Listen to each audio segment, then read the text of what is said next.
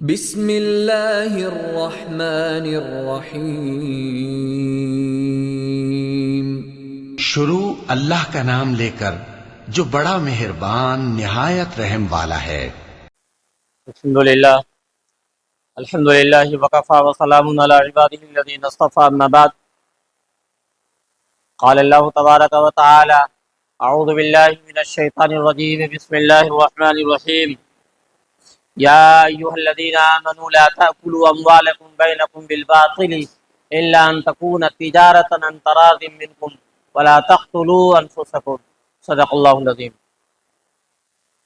برادران اسلام، آج کی تقریر کا موضوع ہے جائز کاروبار کی اہمیت قرآن و حدیث کی روشنی میں۔ حضرات، رمضان المبارک کا مہینہ گزر گیا۔ رمضان المبارک کے مہینے کے اندر اللہ تعالیٰ کی توفیق سے بہت سی نمازیں ہم نے پڑھی، روزے رکھے، تلاوت کی ہمیں توفیق ملی، ذکر و اذکار سے ہم وابستہ رہے، اللہ کی راہ میں خرچ کرنے کا جذبہ بھی ہمارے اندر بیدار رہا، اور بھی بہت سارے اعمال اور بہت سارے اچھے اعمال ہم لوگ کرتے رہے، اور اللہ کا ہم لوگوں نے شکر بھی ادا کیا کہ اللہ تعالیٰ نے رمضان المبارک کے مہینے کے اندر بہت سارے اچھے اعمال کرنے کی ہمیں توفیق دی۔ لیکن اس طرح کے جو اعمال ہیں، نماز، روزہ، زکوٰۃ، حج وغیرہ، اس طرح کے اعمال کو ہم میں سے بہت سارے لوگ سمجھتے ہیں کہ یہ دین ہے، یہ دینداری ہے، اور وہ اعمال جن کو ہم دنیا داری کہتے ہیں، جن کو ہم دنیا کہتے ہیں، دنیا کے کام کہتے ہیں، دنیاوی کاروبار کہتے ہیں، تو اس طرف ہمارا ذہن نہیں جاتا کہ بسا اوقات دنیا داری بھی دینداری ہے، اگر اللہ تعالیٰ کے حکم کے مطابق، اگر اپنے نبی کی تعلیمات کے مطابق اگر ہم دنیا کماتے ہیں۔ تو آج کی تقریر کا جو موضوع ہم نے منتخب کیا ہے، اس کا مقصد یہی ہے کہ ہم یہ سمجھیں کہ مسجد سے باہر کے جو اعمال ہیں، ہماری فیکٹریوں کے، ہماری دکانوں کے اور ہماری کاروباری جگہوں کے جو اعمال ہیں، ان اعمال کو بھی اگر صحیح جذبے سے شریعت کے دائرے میں رہ کر اگر ہم کرتے ہیں تو وہ بھی اللہ تبارک و تعالیٰ کی رضا والے کام ہیں، اس میں بھی ہم کو اجر ملتا ہے، اور اس میں بھی دینداری کا تصور قائم ہوتا ہے۔ کچھ احادیث اور کچھ قرآنی آیات کمپوز کر کے میں لایا ہوں آپ کو سنانے کے لیے۔ آپ اس طرح کی آیات کو پڑھیں، سنیں، دیکھیں اور دوسروں تک پھیلائیں۔ اس کی اہمیت اس لیے بھی زیادہ ہے کہ جب انسان کوشش کر کے، محنت کر کے حلال رزق کماتا ہے اور حلال رزق کھاتا ہے، تو اس کا جو اثر ہوتا ہے حلال رزق کا، محنت کی کمائی کا، وہ اچھے اعمال پہ اس کے اثرات مرتب ہوتے ہیں۔ آپ 18ویں پارے کو پڑھیے، ایک جگہ اللہ تبارک و تعالیٰ انبیاء علیہ السلام کو مخاطب کیا، رسولوں کو، اور مخاطب ہو کر کے اللہ تعالیٰ کیا کہہ رہا ہے؟ یا ایھا الرسل، اے رسولو، کلوا من الطیبات واعملوا صالحا، پاکیزہ رزق کھاؤ اور اچھے اعمال کرو۔ اس آیت کی تفسیر میں اہل علم نے یہ وضاحت کی ہے کہ اچھے اعمال سے پہلے اللہ تبارک و تعالیٰ نے حلال رزق کھانے کا جو یہاں پہ حکم دیا ہے، اس کی وجہ یہ ہے کہ اگر حلال رزق اندر جائے گا، حلال رزق سے اگر ہم پلیں گے تو حلال رزق کی وجہ سے اچھے اعمال وجود میں آئیں گے، اور اگر حرام کاری، حرام خوری یا حرام غذا کے استعمال کرنے کا کوئی بھی عادی اگر ہوتا ہے تو اس کا جو غلط اثر ہوتا ہے انسان کے اعمال پہ، انسان کے کردار پہ، پھر اچھے اعمال کی توفیق نہیں ملتی۔ یہی وجہ ہے کہ اللہ تبارک و تعالیٰ نے یہاں پہ انبیاء علیہ السلام کو مخاطب کر کے پہلے پاکیزہ رزق کھانے کا حکم دیا، اس کے بعد اچھے اعمال کی طرف توجہ دلائی۔ یا ایھا الرسول کلوا من الطیبات واعملوا صالحا۔ اور بہت ساری آیات ایسی ہیں جو کاروبار سے جڑی ہوئی، جیسے آپ دیکھیے اس آیت کو، سورہ نساء کی آیت نمبر 29 ہے، اس میں اللہ تبارک و تعالیٰ نے فرمایا یا ایھا الذین آمنوا لا تأکلوا اموالکم بینکم بالباطل الا ان تکون تجارۃ عن تراض منکم ولا تقتلوا انفسکم۔ اے ایمان والو، تم ایک دوسرے کا مال آپس میں ناحق طریقے سے نہ کھاؤ، سوائے اس کے کہ تمہاری باہمی رضامندی سے کوئی تجارت ہو، اور اپنی جانوں کو مت ہلاک کرو۔ یعنی تجارت کی ترغیب دلائی گئی ہے اور غلط طریقے سے مال کمانے اور مال کے استعمال سے روکا گیا۔ اسی طرح سے ایک اور آیت میں ایمان والوں کو زمین پر پھیل جانے اور اپنی روزی تلاش کرنے کے لیے اس وقت کہا گیا ہے جب وہ جمعۃ المبارک کی نماز باجماعت ادا کرنے کے بعد مسجد جیسی مقدس جگہ میں موجود۔ ہم لوگ ابھی یہاں جمعے کی نماز پڑھنے کے لیے آئے، جمعے کی نماز پڑھ لینے کے بعد جہاں ہم رکے ہوئے ہیں یہ ہماری دکان، ہماری فیکٹری اور مسجد کے باہر کی جو جگہ ہے اس کے مقابلے میں مسجد کی جگہ بہتر ہے نا، پاکیزہ ہے، نورانی مجلس ہے، نورانی جگہ ہے۔ اور لیکن اللہ تبارک و تعالیٰ دیکھیے کاروبار کی اہمیت کو بتانے کے لیے اللہ تعالیٰ نے فرمایا فَإِذَا قُضِيَتِ الصَّلَاةُ، جب نماز پوری ہو جائے فَانتَشِرُوا فِي الْأَرْضِ، زمین کے اندر پھیلو، وَابْتَغُوا مِن فَضْلِ اللَّهِ، اور اللہ تبارک و تعالیٰ کا فضل تلاش کرو۔ اس سے تجارت کی اہمیت کا اندازہ ہوتا ہے۔ اسی طرح سے اللہ تبارک و تعالیٰ نے یہ بھی فرمایا ان الذین تعبدون من دون اللہ لا یملکون لکم رزقا فابتغوا عند اللہ الرزق، جن کو تم اللہ کے سوا پوچھتے ہو وہ تمہارے رزق کے مالک نہیں ہیں، سو تم اللہ کے پاس سے رزق تلاش کرو۔ یہ سورہ عنکبوت کی آیت نمبر 17 ہے، جس میں اللہ تعالیٰ نے یہ حکم دیا ہے کہ جو ہے جب انسان ایک اللہ کی عبادت کرتا ہے، ایک اللہ کو مانتا ہے، تو رزق کی تلاش کے لیے بھی اسی اللہ کے حکم سے انسان کو کاروبار سے جوڑنا چاہیے۔ یہاں تک کہ حج کے فرائض کی ادائیگی کے بعد بھی حجاج کرام کو تجارتی لین دین میں مصروف ہونے کی اجازت ہے، تاکہ لوگ یہاں سے روحانی برکات کے ساتھ ساتھ مادی فائدے بھی سمیٹ سکیں۔ ایک وقت ایسا تھا جب اسلام آیا تو دینداری کا جو تصور لوگوں کے ذہن و دماغ کے اندر تھا وہ یہ تھا کہ ہم حج کرنے کے لیے آئے ہیں، یہاں پہ کوئی کاروبار نہیں کر سکتے، کوئی تجارت نہیں کر سکتے، ورنہ ہماری نیکی متاثر ہوگی اور ہم کو اجر و ثواب نہیں ملے گا یا کم ملے گا اور ہمارا حج صحیح نہیں ہوگا۔ اس طرح کا تصور اس زمانے میں ہوا کرتا تھا۔ پھر لوگ کیا کرتے تھے، بہت سارے لوگ، کہ حج کے فریضے کو انجام دینے کے بعد وہ دوسروں کے سامنے ہاتھ پھیلاتے تھے۔ اللہ تبارک و تعالیٰ نے اس پس منظر میں یہ بات بتائی ہے کہ لیس علیکم جناح ان تبتغوا فضلا من ربکم، یہ سورہ بقرہ آیت نمبر 198۔ اس میں اللہ تعالیٰ نے کہا اور تم پر اس بات میں کوئی گناہ نہیں اگر تم زمانہ حج میں تجارت کے ذریعے اپنے رب کا فضل بھی تلاش کرو۔ حج کے موسم میں اس مقدس سرزمین میں جہاں کی ایک ایک چیز قیمتی ہے، جہاں کا ایک ایک لمحہ قیمتی ہے، حج کا موسم ہے، اس موقع پہ بھی اللہ تعالیٰ یہ حکم دے رہا ہے، یہ اجازت دے رہا ہے کہ وہاں پہ بھی جو ہے جو ضروری فریضے ہیں اس کو انجام دے دینے کے بعد اگر کوئی دنیاوی فائدہ اٹھانا چاہے تو اس میں کوئی حرج کی بات نہیں ہے۔ لیس علیکم جناح ان تبتغوا فضلا من ربکم۔ حضرت عبداللہ بن عباس سے مروی ہے یہ حدیث جو میں کوٹ کر رہا ہوں یہ بخاری جلد 2 صفحہ 628 پہ یہ حدیث ہے، اور حدیث نمبر ہے 168 بخاری کی۔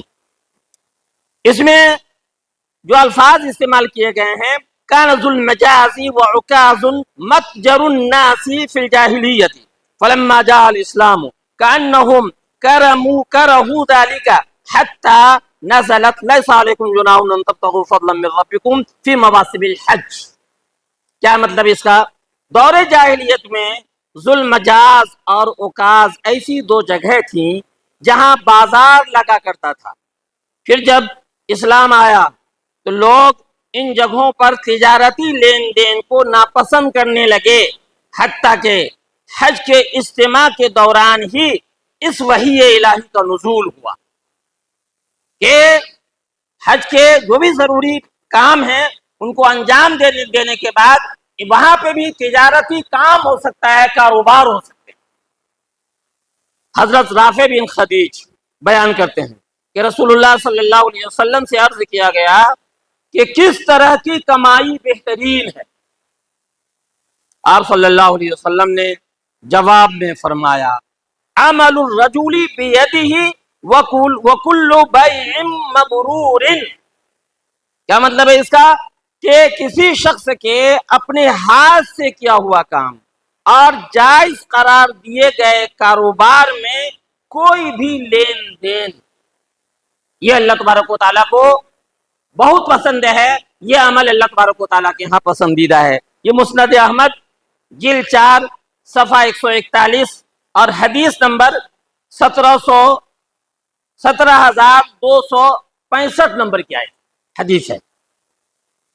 اسی طرح سے حضرت جابر بن عبداللہ کی روایت کے مطابق رسول اللہ صلی اللہ علیہ وسلم نے فرمایا رحم اللہ عبدا سمحا اذا باع سمحا اذا اشترى سمحا اذا اقتضى۔ یہ حدیث جو ہے ابن ماجہ کی ہے، جلد 2 صفحہ 742 پہ یہ حدیث ہے، اور حدیث نمبر ہے 2203۔ اس میں جو بات بتائی گئی ہے وہ کیا ہے؟ اللہ ایسے شخص پر اپنی رحمت نازل فرمائے جو جب خریدتا ہے تو نرمی برتتا ہے، کچھ بیچتا ہے تو نرمی برتتا ہے، اور جب کسی سے ادائیگی کا مطالبہ کرتا ہے تو نرمی اختیار کرتا ہے۔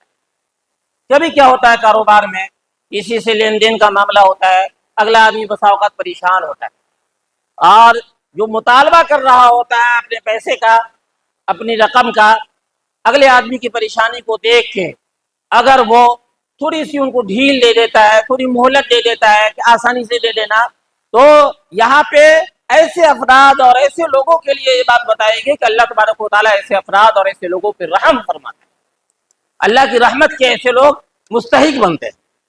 اسی طرح سے حضرت صخر الغامدی کہتے ہیں کہ رسول اللہ صلی اللہ علیہ وسلم نے فرمایا اللہم بارک لامتی فی بکورہا، یا اللہ میری قوم کو صبح سویرے اپنی برکتوں سے نواز، اپنی برکتوں سے نوازنا میری امت کو صبح سویرے، یعنی صبح سویرے جو لوگ اپنے کاروبار سے جڑتے ہیں، صبح سویرے اٹھتے ہیں اور اپنی ذمہ داری کو نبھانا شروع کر دیتے ہیں، ایسے افراد اور ایسے لوگوں کے لیے اللہ کے رسول صلی اللہ علیہ وسلم دعا کے الفاظ استعمال کرتے ہیں۔ یہ جو دعا کے الفاظ ہیں یہ جو ہے اللہ کے رسول صلی اللہ علیہ وسلم نے اس طرح کی ملتے جلتے الفاظ اور بھی حدیث کے اندر بیان فرمائے ہیں۔ یہ ترمذی اور حدیث نمبر 1209 ہے یہ، جس میں یہ الفاظ استعمال کیے گئے ہیں۔ یہاں پہ اس بات کو بھی ہم مد نظر رکھیں کہ دوسری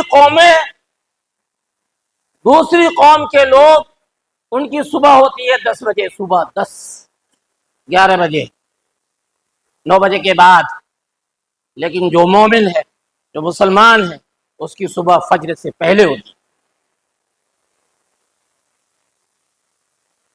آج دوسری قوموں کے نقش قدم پہ چلتے ہوئے آج ہماری بھی حالت وہی ہو گئی ہے کہ عشاء کی نماز میں مسجد میں بڑی تعداد ہوتی ہے نمازیوں کی، فجر کی نماز میں عام طور سے مسجدوں کی جو حالت ہوتی ہے وہ جو ہے انتہائی تشویشناک ہوتی ہے کہ یہ نمازی کہاں چلے جاتے ہیں۔ یہ نمازی وہی ہوتے ہیں جہاں دوسری قوم کے افراد اور دوسری قوم کے لوگ اپنے بستروں پہ ہوتے ہیں، اور امت مسلمہ بھی ان کے نقش قدم پہ چل کے وہ بھی اپنے بستروں پہ آرام فرما ہوتے ہیں۔ میں تھوڑا سا اور آگے آپ کو بڑھاتا ہوں۔ ایک مرتبہ رسول اللہ صلی اللہ علیہ وسلم نے لوگوں کو کاروبار میں مصروف دیکھا اور فرمایا، اے تجارت کرنے والوں۔ انہوں نے اپنی گردنیں موڑ کر آپ صلی اللہ علیہ وسلم پر اپنی نظر مرکوز کر دی۔ آپ صلی اللہ علیہ وسلم نے فرمایا، یعنی تجارت کر رہے تھے لوگ، آپ صلی اللہ علیہ وسلم نے آواز دی ہے تجارت کرنے والوں، تو لوگوں نے پیچھے مڑ کے دیکھا کہ یہ تو آپ صلی اللہ علیہ وسلم کی آواز ہے، کہاں سے آواز آ رہی ہے؟ تو آپ صلی اللہ علیہ وسلم نے آگے جو الفاظ استعمال کیے، جو بات بتائی، وہ الفاظ سنیے آپ۔ یہ الفاظ ترمذی کے اندر ہے اور یہ حدیث نمبر جو ہے 1210 ہے۔ اس میں اللہ کے رسول صلی اللہ علیہ وسلم نے فرمایا، ان التجار یبعثون یوم القیامت فجارا الا من اتقى اللہ وبر وصدق۔ بلا شبہ قیامت کے دن تاجروں کو گنہگاروں کے ساتھ اٹھایا جائے گا، یعنی اگر تاجر شریعت کے دائرے میں رہ کے تجارت نہیں کرتا ہے تو وہ گنہگاروں میں ان کا شمار ہوگا، گنہگاروں میں اللہ تعالیٰ ان کو اٹھائے گا۔ لیکن کچھ تو جاری اس طرح کے ہوں گے، سوائے ایسے تاجر کے جو اللہ کا خوف رکھتا ہے، دوسروں سے بھلائی کا سلوک کرتا ہے اور سچا ہے۔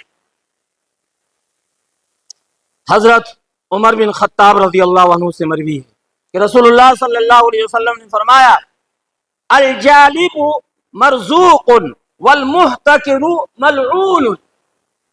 یہ حدیث کے جو الفاظ ہیں یہ سنن کبریٰ کی روایت ہے، جلد 6 صفحہ 30، اور حدیث نمبر ہے 1934۔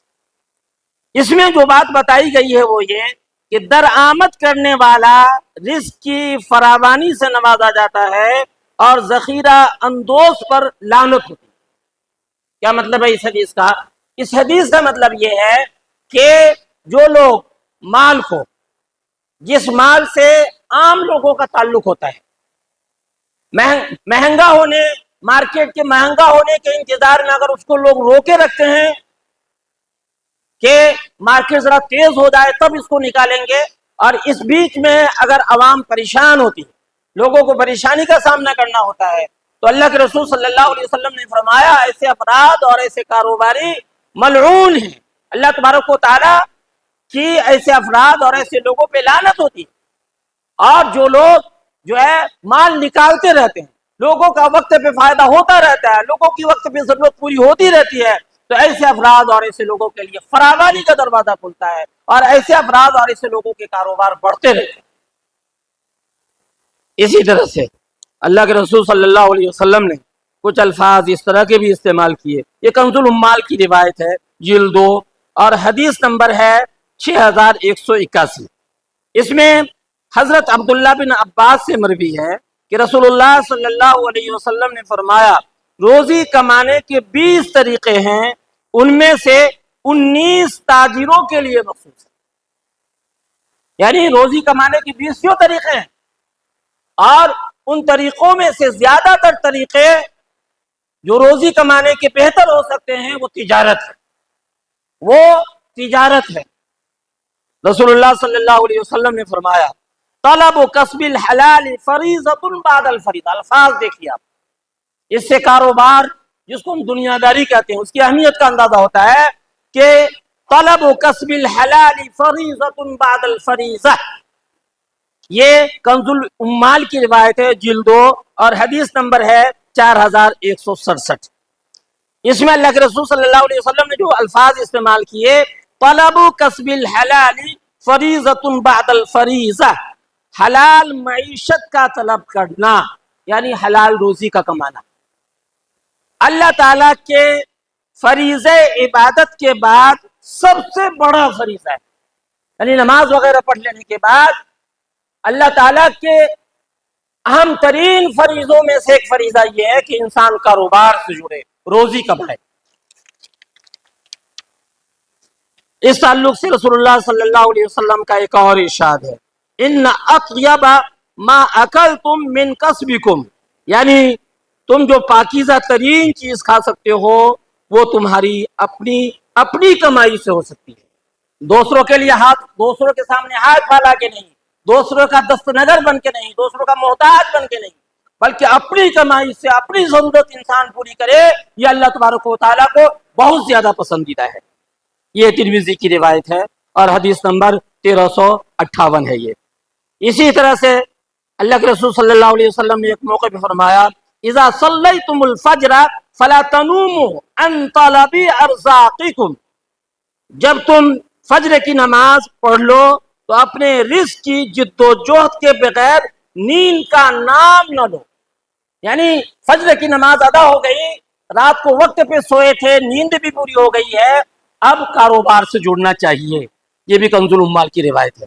आप सल्लल्लाहु अलैहि वसल्लम ने ये अल्फाज भी इस्तेमाल किए, अज़्ज़ुनूब ला यग़फ़िरुहा इल्लल हमूम फी तलबिल मईशा, यानी बाज गुनाहों में से ऐसे गुनाह हैं जिनका कफ़ारा तलब मईशत के फिक्र में काबिश ही से हो सकता है। यानी बाज गुनाह ऐसे होते हैं जिनका कफ़ारा, जिनकी तलाफी हलाल रिस्क कमा के ही हो सकती है। ये मजमू ज़वाइद की रिवायत है। इसी तरह से एक आयत आपको और सुना देता हूँ, एक आयत हदीस। कस्ब माश की तरगीब हजरत उमर रजी अल्लाह तआला अन्हु के इन अक़वाल से भी मिलती है। हजरत उमर रजी अल्लाह तआला अन्हु फरमाते थे, अलैकुम बित्तिजारा, अलैकुम बित्तिजारा, तिजारत को जरूरी समझो। हजरत उमर के ही अक़वाल हैं कि अतलबुर रिज़्क़ी फी खबायल अर्ज़, तुम अपनी रोजी को जमीन के पोशीदा खजानों में तलाश करो। वो फरमाते थे कि ला यक़उदु अहदुकुम अन तलबिर रिज़्क़, तुम में से कोई शख्स तलब रिज़्क़ की जिद्दोजहद में पस्त होकर न बैठे, हिम्मत न हारे।